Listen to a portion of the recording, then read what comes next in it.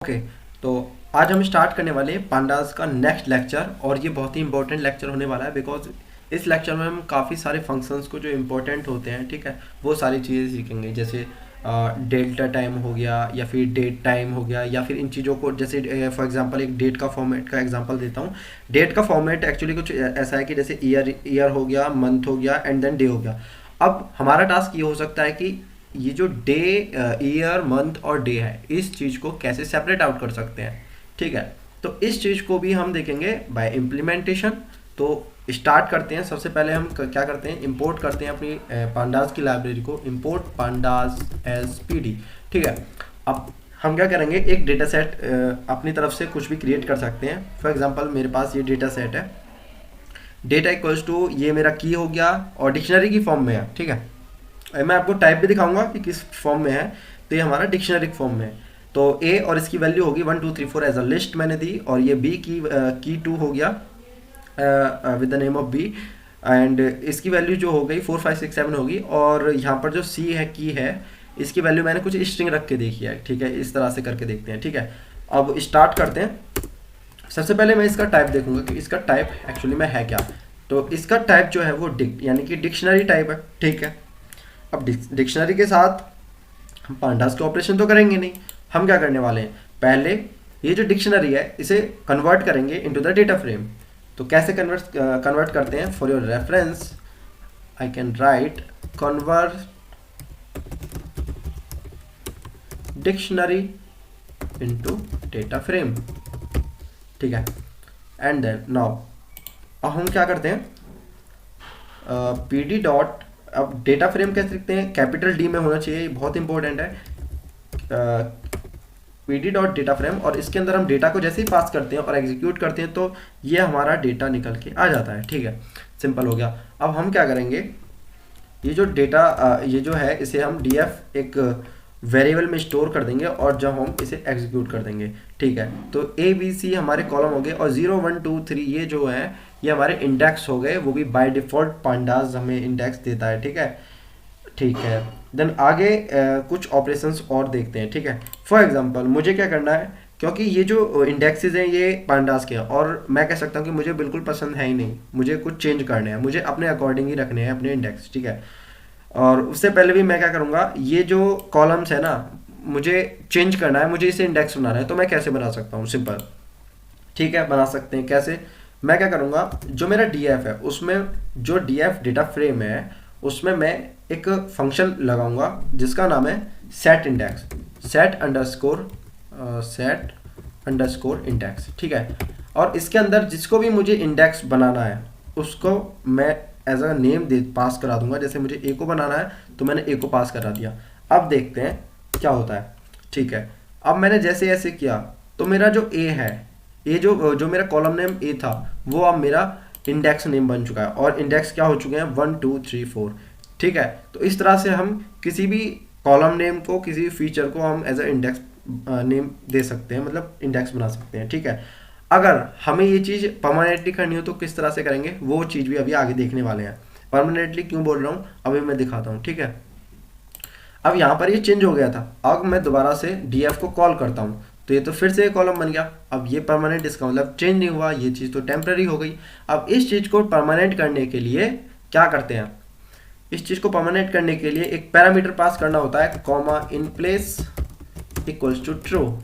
और जैसे ही मैं इसे करता हूँ और मैं इसे एग्जीक्यूट करता हूँ तो अब ये परमानेंटली हो गया। और मैं दोबारा से अगर डी एफ को कॉल करूँगा तो देखो अब ये चेंज नहीं हुआ, अब ये चेंज नहीं हुआ, ये ऐसा ही रहा, ठीक है। तो इस तरह से हम कुछ भी चेंज कर सकते हैं, ठीक है। तो ये होगी एक बात। अब आगे बढ़ते हैं और आगे देखते हैं।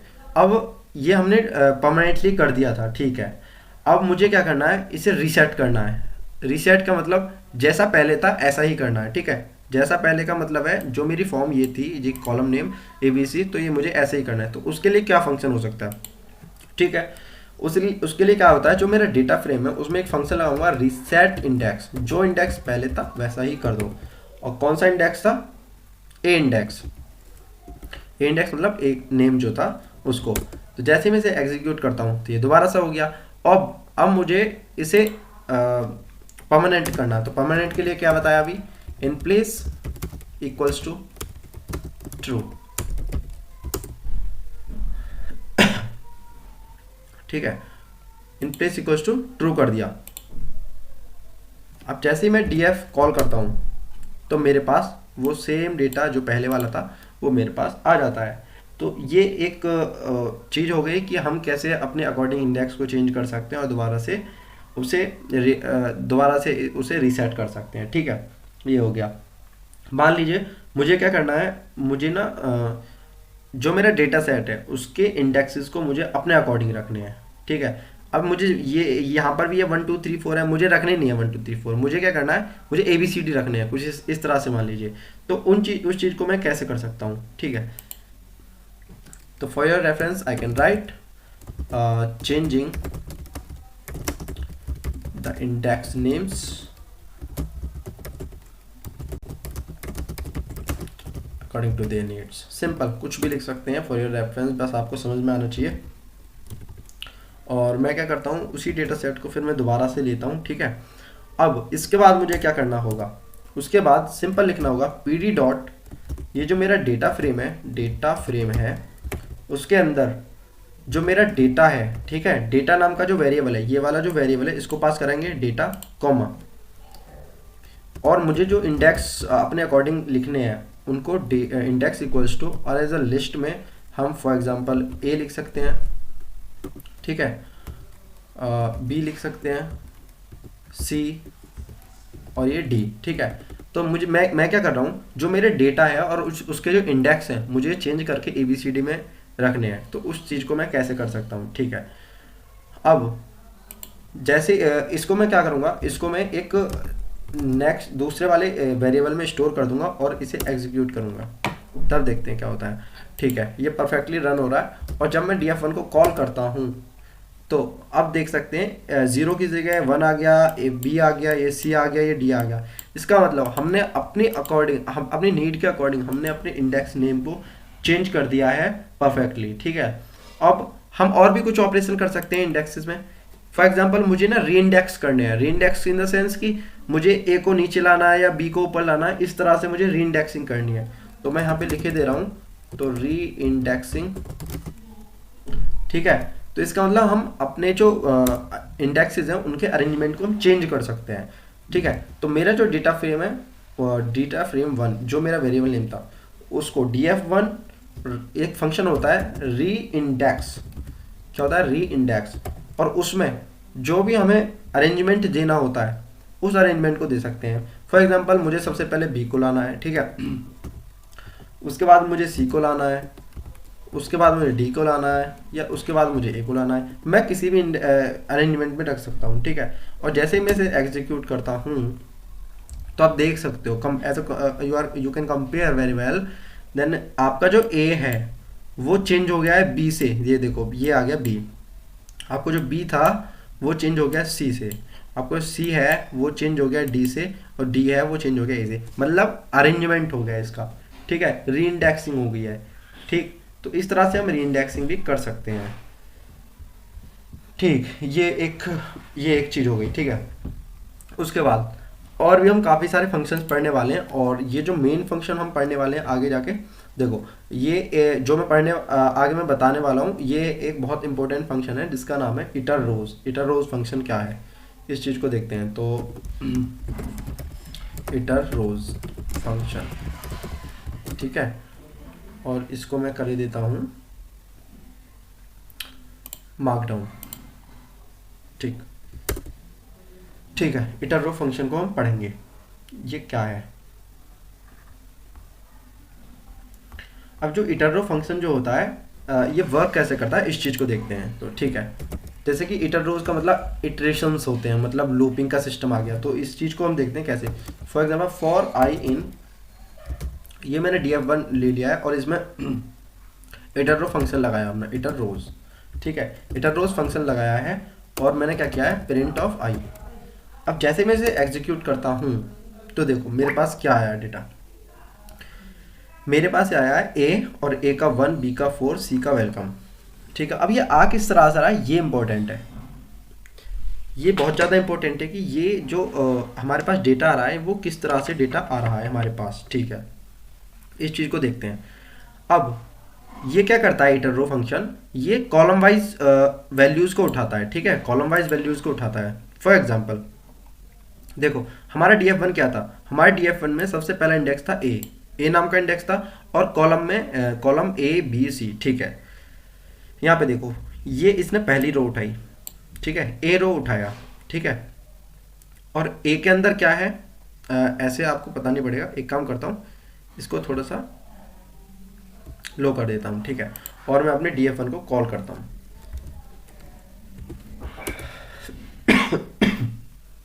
ठीक है, इसने क्या किया इटर रो ने, ये ना कॉलम वाइज पकड़ता है, जैसे ये होगी ए, ये हो गया पहला रो, और पहला रो हो गया इधर, ये वाला हो गया पहला रो, ठीक है। अब इसके अंदर कौन कौन से कॉलम आ रहे हैं, ए के अंदर 1 आ रहा है, बी के अंदर 4, सी के अंदर वेलकम, ठीक है। ए के अंदर 1, बी के अंदर 4, सी के अंदर वेलकम, ठीक है। उसी तरह से इसने क्या किया, दूसरी रो को पकड़ लिया। अब दूसरी रो में जो इंडेक्स क्या है, बी है, तो बी आ गया इधर, ये आ गया दूसरी रो का इंडेक्स, ठीक है। दूसरी रो का इंडेक्स बी आ गया, ठीक है। अब इसके अंदर कॉलम क्या कह रहे हैं, तो ए के अंदर आ रहा है 2, बी के अंदर आ रहा है 5, सी के अंदर आ रहा है मशीन। ऐसे ही ए के अंदर क्या आ रहा है 2, बी के अंदर 5 और सी के अंदर मशीन। तो ये जो इटर रो फंक्शन है वो इस तरह से वर्क करता है, रो वाइज वर्क करता है, ठीक है। मैं यहाँ पे लिखे दे रहा हूँ how this iterrows function works, ठीक है। यहाँ पे मैं लिख सकता हूँ this function use to access data row wise, ठीक है, ये परफेक्ट है। तो इस तरह से इटर रो वर्क करता है, ये बहुत इंपॉर्टेंट है, ठीक है। अब आगे भी हम बहुत सारी चीज़ें पढ़ने वाले हैं, ठीक है। अब जैसे मुझे क्या करना है, मुझे ना ये जो इंडेक्स है, अब यहाँ पे क्या हो रहा था, ये जो इंडेक्स है ये भी इसी के साथ आ रहा है, और जो मेरा डेटा है ये भी इसी के साथ आ रहा है। मुझे क्या है, इसे सेपरेट करना है, तो मैं इसे कैसे सेपरेट कर सकता हूँ, तो यहाँ पे मैं रेफरेंस के लिए लिखे देता हूँ we are going to separate rows and columns in the given data set, okay. Simple है, वही जो हमने किया, 4i, j, दो हमने i और j लिए और उनको df1 डॉट इटर रो फंक्शन लगाया, इटर रोज, ठीक है, इटर रो फंक्शन लगाया और मैंने प्रिंट किया। अब जैसे ही मैं i, j करता हूँ और मैं इसे एग्जीक्यूट करता हूँ, तो इस तरह से मेरे पास वैल्यूज आ जाएंगी। अब मेरे पास ये क्या हुआ, A B C यहाँ पर आ गए, और देखो फर्स्ट वाला रो, और रो के अंदर जो कॉलम है, A कॉलम के अंदर 1 वैल्यू है, B कॉलम के अंदर 4 वैल्यू है, और C कॉलम के अंदर वेलकम है, ठीक है। ऐसे ही B रो, दूसरी वाली जो रो है उसके अंदर जो B है, B रो, और उसके अंदर जो कॉलम A के अंदर 2 है, B के अंदर 5 है और C के अंदर मशीन है। तो इस तरह से ये वर्क कर रहा है।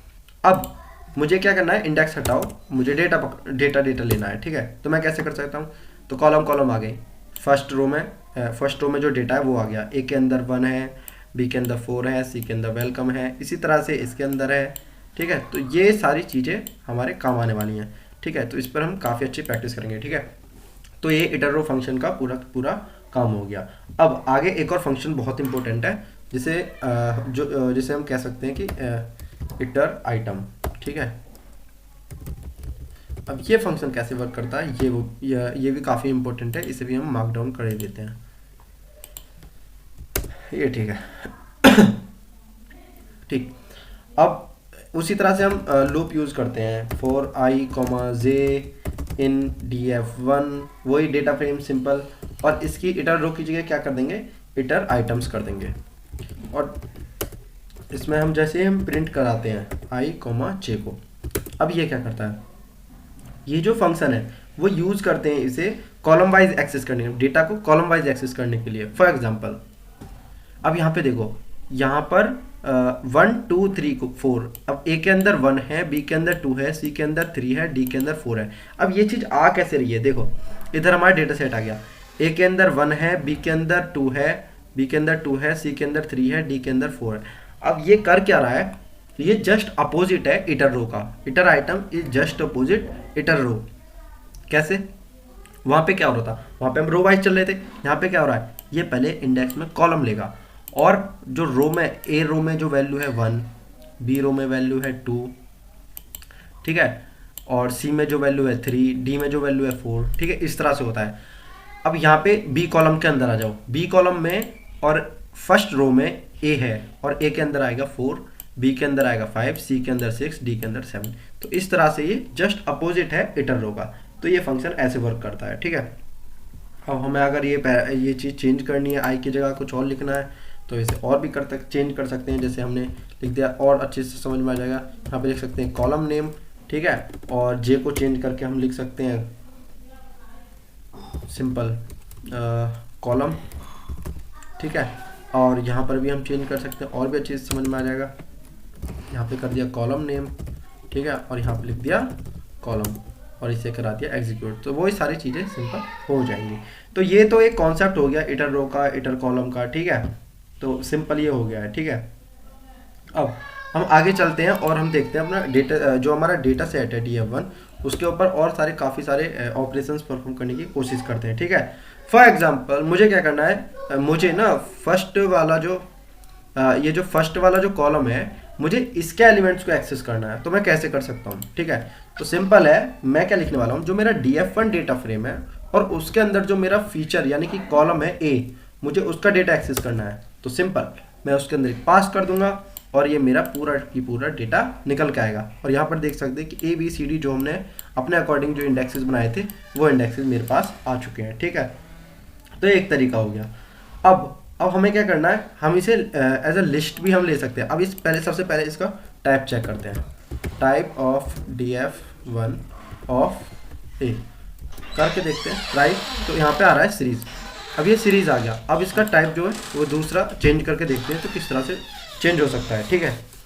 तो इसको लेट सपोज मुझे ना चेंज करना है, इसका जो टाइप है इसका चेंज करना है मुझे सीरीज से लिस्ट में। अब सीरीज और लिस्ट में कोई ज़्यादा बेसिक डिफरेंस होता नहीं है, जो कि मैं पहले एक्सप्लेन कर चुका हूँ। सीरीज में क्या होता है, हमें ना ये जो इंडेक्सेस है ये बाय डिफ़ॉल्ट हमें मिलते हैं। जो पांडास के अंदर जो सीरीज़ है इसमें बाय डिफ़ॉल्ट हमें एलिमेंट्स जो इंडेक्स है वो मिलते हैं 0 1 2 3 4, ठीक है। But in case of list हमारे पास इंडेक्स नंबर होते नहीं, मतलब दिखते नहीं है। ऐसा नहीं कि होते नहीं है, अगर इंडेक्स नंबर नहीं होते तो फिर हमें जो इंडेक्सिंग कॉन्सेप्ट है लिस्ट में उसे हम यूज़ ही नहीं कर सकते थे। तो ये एक बेसिक डिफरेंस होता है इंडेक्स और सीरीज में, ठीक है। ठीक, तो यहाँ पे जो हमारा टाइप मिला वो हमारा जो टाइप मिला था वो सीरीज मिला। अब मैं क्या चाहता हूँ, मुझे जो टाइप मिले वो एज अ लिस्ट मिले, ठीक है। तो उसके लिए मैं दो तरीके से कर सकता हूँ। या तो मैं अपने DF1 ऑफ ए को मैं लिस्ट के अंदर रख सकता हूँ, या फिर मैं लिस्ट कॉम्प्रिहेंशन का यूज़ कर सकता हूँ। मुझे लगता है कि इस तरह के नए नए फंक्शनलिटीज हमें यूज़ करनी चाहिए जो हमने ऑलरेडी हमने पाइथन में पढ़ चुकी हैं, ठीक है। तो हम लिस्ट कॉम्प्रिहेंशन का यूज़ करेंगे। तो किस तरह से करते हैं, आई, क्योंकि हमें आई प्रिंट करना है। फॉर आई इन जो मेरा DF1 में जो कॉलम ए है, ठीक है, मुझे उसे प्रिंट करना है, बट मुझे एज अ लिस्ट प्रिंट करना है। जैसे इसे एग्जीक्यूट करता हूँ तो जो मेरे पास 1 2 3 4 आया एज अ लिस्ट आया, और यहाँ पर जो आ रहा था वो मेरा सीरीज आ रहा था, ठीक है, ठीक है। उसके बाद चलते हैं, उसके बाद क्या करना है, मुझे जो मेरे पास जो डेटा है ना उसे मुझे क्या करना है, उसको मुझे उसके जो कॉलम्स है उनका स्क्वायर करना है। फॉर एग्जांपल DF1 में जो कॉलम्स हैं ए कॉलम कॉमा पी कॉलम मैंने ये एक्सेस किए, और मुझे क्या करना है, जो ए और बी कॉलम के अंदर जितने भी डेटा एलिमेंट्स हैं उनका मुझे स्क्वायर करना है। तो मैं उसे किस तरह से कर सकता हूँ। अब हमने ऊपर देखा था इटर रो हमने देख लिया था, ठीक है। इटर रो के बाद, ठीक है, इटर रो हमने देख लिया था। उसके बाद मुझे जैसे इसका स्क्वायर करना है तो मैं इसे किस तरह से स्क्वायर कर सकता हूँ, ठीक है। तो एज अ रेफरेंस मैं लिख सकता हूँ कि परफॉर्मिंग स्क्वायर, ठीक है, मैं स्क्वायर परफॉर्म कर रहा हूँ, ठीक। अब सिंपल हम किस तरह से कर सकते हैं। फॉर एग्जांपल मैं क्या करता हूँ, ये जो मेरा डेटा सेट है इसे मैं DF2 वेरिएबल के अंदर लिख लेता हूँ, ठीक है। अब क्या करने वाला हूँ, इसे स्क्वायर करने के लिए मैं एक मेथड या मैं एक फंक्शन का यूज़ करने वाला हूँ जिसका नाम है अप्लाई मैप। ये क्या होता है, ये जो अप्लाई होता है वो तो एक पर्टिकुलर एक चीज़ के लिए यूज़ किया जाता है, जैसे एक कॉलम हो गया। बट एज अ होल जो यूज़ करना हो, अगर हमें कोई भी ऑपरेशन परफॉर्म करना हो तो एक ऑपरेशन होता है अप्लाई मैप। तो पूरे डेटा सेट के अंदर हम उसे परफेक्टली यूज़ कर सकते हैं। तो किस तरह से यूज़ करेंगे उस चीज़ को देखते हैं। तो जो मेरा df2 के अंदर जो मेरा डेटा है, यानी कि ये वाला जो डेटा है जो मेरा df2 के अंदर, ठीक है, तो df2 डॉट के अंदर मुझे क्या लगाना है, अप्लाई मैप नाम का एक फंक्शन है वो लगाना है, और उसके अंदर मुझे स्क्वायर करना है, और स्क्वायर मुझे वापस चाहिए, ठीक है। तो उसके लिए मैं क्या करूँगा, जो मेरा लैम्डा फंक्शन जैसा कि हम पढ़ चुके हैं पाइथन में, ठीक है, तो जो लैम्डा फंक्शन है मैं उसका यूज़ करूँगा, लैम्डा एक्स, और एक्स मल्टीप्लाई बाई 2, ठीक है। ये क्या करेगा, ये मुझे स्क्वायर रिटर्न करेगा। तो अब देख सकते हैं कि जो वन का स्क्वायर 1, 2 का स्क्वायर 4, 3 का 9, 4 का 16, इस तरह से हमारे पास ये सारे के सारे का जो डेटा पॉइंट्स हैं इनका स्क्वायर हो चुका है। तो हमने इजीली बहुत अच्छी तरह से इनका स्क्वायर सीख लिया, ठीक है। अब मुझे क्या करना है मुझे और भी काफ़ी सारे ऑपरेशंस परफॉर्म करने हैं। तो फॉर एग्जांपल मुझे क्या करना है कि मुझे जो वैल्यूज़ हैं उनको सॉर्ट करना है, मतलब कॉलम नेम में जो डेटा पॉइंट्स हैं उनको सॉर्ट करना है। तो मैं इसे किस तरह से कर सकता हूँ, ठीक है। तो मैं नाम लिख देता हूँ, सॉर्ट वैल्यूज़ नाम का फंक्शन है, और इसमें हम क्या करते हैं, कॉलम नेम को पास कराते हैं, ठीक है। और इसको क्योंकि इम्पोर्टेंट फंक्शन है तो इसको मार्क डाउन कर लेते हैं जिससे कि हमें हेडिंग दिखे। Okay, so perfect. Now let's suppose मेरे पास एक DA नाम से मेरे पास एक डेटा है जो मैं क्रिएट करने वाला हूँ, ठीक है। और मेरे डेटा में एक की 1 नाम का की है, यहाँ पे की है, और उसके अंदर जो वैल्यूज़ है 1, 2, कुछ भी ले लो, 5, 8 ले सकता हूँ, 3 ले सकता हूँ, ठीक है। इस तरह से मैंने डेटा लिया। अब की टू जो मेरी की है इसके अंदर मैं कुछ वैल्यू रख सकता हूँ, जैसे 8 हो गया, 3 हो गया, 5 हो गया, या 2 हो गया, या 1 हो गया, इस तरह से मैं रख सकता हूँ, ठीक है। और मान लो मैंने एक स्ट्रिंग भी रख ली, नेम नाम से रख ली, और इसके अंदर मैं कुछ फ्रूट्स नेम वगैरह भी कुछ भी लिख सकता हूँ। फॉर एग्जांपल मैं कुछ कैटेगरीज लिख सकता हूँ, फ्रूट्स कैटेगरीज हो गई, या ह्यूमन बीइंग हो गए, ह्यूमन्स हो गए, ठीक है, ह्यूमन हो गए। और मैं लिख सकता हूँ एनिमल्स हो गए, ठीक है, एनिमल्स, कुछ भी, मतलब एक मैं सिंपल एक स्ट्रिंग लिख रहा हूँ, ठीक है। तो या फिर कुछ भी थिंग्स हो गई, ठीक है, और या फिर लिख सकते हैं कोई भी डिवाइसेस हो गई, ठीक है। तो इस तरह से हम कुछ भी लिख सकते हैं। तो ये मेरा एक डेटा सेट प्रॉपर्ली कंप्लीट हो गया। इसे एग्जीक्यूट करते हैं, ये परफेक्टली रन कर रहा है, ठीक है। अब इसके बाद मुझे क्या करना है, ये जो डेटा फ्रेम है, जब मैं इसका टाइप देखूंगा ना तो ये मेरा टाइप आएगा डिक्शनरी। अब डिक्शनरी से हमें कन्वर्ट करना, हमने सी की लिया है ऊपर, तो इसे हम सिंपली कन्वर्ट कर सकते हैं इनटू डेटा फ्रेम में। तो simple pd dot data frame, ठीक है, और इसके अंदर मैं जब इस वेरिएबल को पास कराऊंगा तो ये मेरा डेटा फ्रेम में कन्वर्ट हो जाएगा इस तरह से कुछ, ठीक है, हो गया। उसके बाद अब मुझे क्या करना है, मुझे ना जो ये रोज या ये जो कॉलम्स हैं इनकी जितने भी वैल्यूज़ हैं मुझे इनको सॉर्ट करानी है। तो मैं इसे कैसे सॉर्ट करा सकता हूँ, तो ठीक है, सॉर्ट कराते हैं। फॉर एग्जांपल मैं क्या करता हूँ, इसको ना एक वेरिएबल के अंदर स्टोर कर लेता हूँ और इसे कॉल करता हूँ, ठीक है।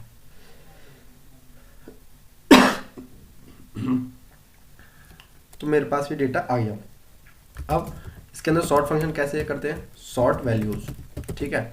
और मुझे क्या करना है, फॉर एग्जांपल मुझे ना इस वाले ये जो कॉलम है इसको सॉर्ट करना है। तो मैं कैसे सॉल्व करूंगा इसे देखते हैं।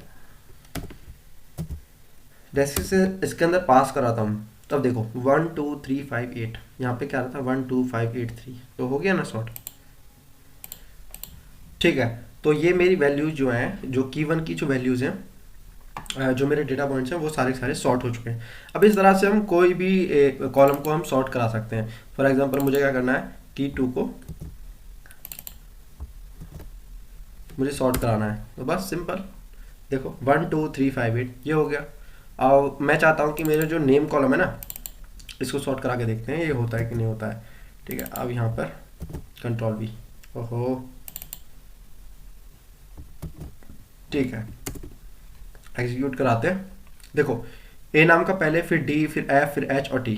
तो इस तरह से हम किसी भी डेटा पॉइंट या किसी भी कॉलम को हम सॉर्ट करा सकते हैं with the help of sort value function. ठीक है। अब हम इसे असेंडिंग में भी लिख सकते हैं, डिसेंडिंग में भी लिख सकते हैं। सिंपल क्या करना है, बस सिंपल यहाँ पे क्या लिख सकते हैं, अगर हमें असेंडिंग में लिखना है तो वो तो असेंडिंग में तो बाय डिफॉल्ट होता ही है। अगर हमें डिसेंडिंग में लिखना है तो हमें क्या करना है, असेंडिंग इक्वल्स टू फॉल्स। जैसे हम इसे ऐसे करेंगे तो हमारा डिसेंडिंग में आ जाएंगे सारे के सारे वैल्यूज। ठीक है, तो आ गई। तो ये होता है एक तरीका वैल्यूज को सॉर्ट कराने का। ठीक।